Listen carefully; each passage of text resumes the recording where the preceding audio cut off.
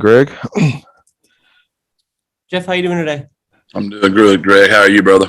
I'm doing all right. I just wanted to, get things started here. I'll ask you about the overall health of the team. We've talked about that kind of through the spring and just how they've held up, and how much have you been able to keep going with multiple units and kind of get those reps that you had hoped to? Yeah, we got pretty beat up last week. Nothing major, but we had to come off the threes. We only were able to do ones and twos in the scrimmage. Today, we had some guys back up, so we were able to go ones, twos, and threes today. But we're pretty close. We're right on that edge, and so we weren't able to go Saturday, but we were today as far as threes. One of the factors in that, I would think, is that group of incoming players, a couple freshmen and a couple of transfers. How have those players looked to this point through spring workouts? They've added, some depth, which has been huge, especially on our defensive side of the ball. We're way deeper on that side right now than we are on offense. Waiting on those 5 freshman offensive linemen to come in. That's going to really pick our O-line numbers back up. We're very thin at those spots. Thank goodness for super seniors and able to bring back, some players that kind of bought us a year to get that line room fixed as far as our numbers to have the ability to function in the spring and have depth all during the fall like you need to be successful, especially as much as we want to run the football, right? And that's hashtag 2-0 triangle of toughness. That's number 2 on the list. So we want to be able to run the ball, and it starts with those big boys up front. Is there anybody in particular from the group of newcomers you guys have in the fold now who has stood out or caught your eye, picked things up, particularly quickly? Oh, man, it's a great question. I'd have to think through that pretty good. Obviously, linebacker depth is something we had to address. So the newer guys, it's been my younger guys that have been here. Avery Morris is coming on at linebacker, but he's been here. Noah and Caden are, they're catching up at linebacker, but both those kids have made plays for us. Clifford Chapman at safety, the more and more he's out there, the better he's looking. Trying to think we brought in 7 kids. I'm trying to think who else we brought in. They're all the same to me right now, right? I don't look at them as remind me, Greg, who else we brought in. I'll comment on them. Well, there's like Ronald Triplett, Brandon Brown. Yeah, Tripp got injured. He's had to sit out here just recently. Brandon Brown's been fantastic. He is really going to be a really good nose guard. And Ronald Triplett looked really good before he got injured. So, yeah, that's helped us our depth in our D-line as well. And Malik at nickel has added some depth for us as well. So, yeah, we've been pleased with all those kids. I apologize. I didn't have all 7 of those right off the top of my head, but they're all they've all been here so long now. There's like all my kids. And Clifford Chapman as well. Yeah, Cliff's done well. He's done well. He's long and learning the scheme, but he's played a lot of football. He's played in the SEC. He's played a lot. So we expect him to come in and be really good. So none of them do we feel like were mistakes for sure. But to have 7 kids on defense, that just helped us so much over there. We just needed moving Peter Gray to tight end. It really helped our depth at tight end as well. That's been a nice change up for us on our team. We just got to get more depth on the O-line. And we're running, I think 9 scholarship kids right now or 10. And that number's got to get way higher.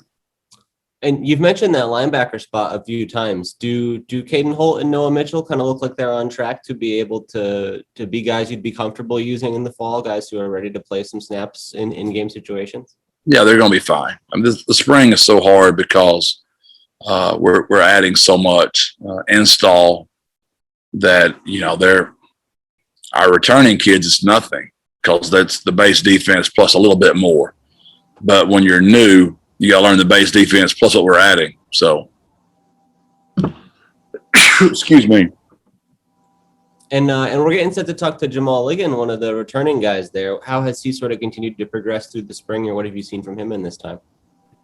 Yeah, well, he was just so mature beyond his years when he got here. He has such high IQ. He's so physically tough, mentally tough. Came from a great program in East Texas.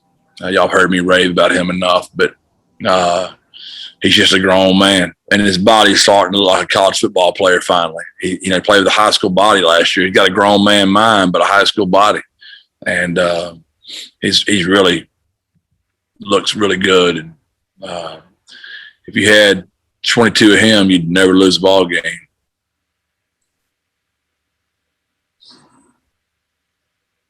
Okay, JJ. Jeff, I wanted to circle back on Peter Gray. What was the reason you guys moved him to tight end? Well, one, you know how much I love to use tight ends. So Leroy is a great tight end, but you know he's always had health concerns. Oscar is a good young tight end. Gavin's a good tight end, but there's always health issues with Gavin as well so far. Allen, had to have some surgery. Now Dan's really coming on, but I just feel like we need 6 good scholarship tight ends on our roster. We didn't identify one in the recruiting process that we thought were better than our players, so we didn't take one. So we were looking at tight ends in the portal, and I said, before I take one, I want to watch Peter Gray play tight end. I think that kid could be a tight end. And in my opinion, he's better than the guys who are in the portal. So why would I go chase a guy I don't know when I got a guy on my team I do know? And Ronald Triplett and Brandon Brown are really good players. So I picked up 2 players there on the D-line. So it's just, in my opinion, roster management, using all of our scholarships. Peter was very excited about the move, and he's done fantastic. So it's been a win-win for everybody. You mentioned you scrimmaged on Saturday. What were some of your takeaways from that? We always start with our defense, and we were not near as physical as I wanted to be. We were disappointed in our physicality. I'll make a soft bed for them. I did go on a quick whistle. So I understand that might have slowed us down a little bit. But as far as the offensively, we had too many penalties in the scrimmage. We had 7 defensive penalties. We had officials there for the first time. Offensively, a couple of pre-snap penalties, but we were pretty clean. We moved the ball and ran the ball, threw the ball. Didn't throw the ball down the field very well. It was disappointing. Our perimeter blocking was fantastic. And special teams wise, we made all our field goals and punted the ball very well and covered well. So when you're the head coach, there's always something wrong, right? And there's always something good, because if the offense does really good, then you're disappointed in your defense, but you're happy with your offense. So you're never happy when you're the head coach. Now the offensive side of the ball was pretty pleased. Defensive side of the ball was not very pleased. So I would imagine this Saturday be a pretty spirited scrimmage, and I bet our defense has a little extra juice this Saturday. The program hasn't announced anything for a spring game. Do you guys know if you're going to have a spring game this year? We are going to have one. The details I'm waiting on to hear from administration. I know Dr. Compost is having to work through quite a few scenarios just with COVID and restrictions, those kind of deals. But as soon as she knows, I'm sure she'll let me know and everybody else know. But yes, there will be a spring game. Okay, Vinny.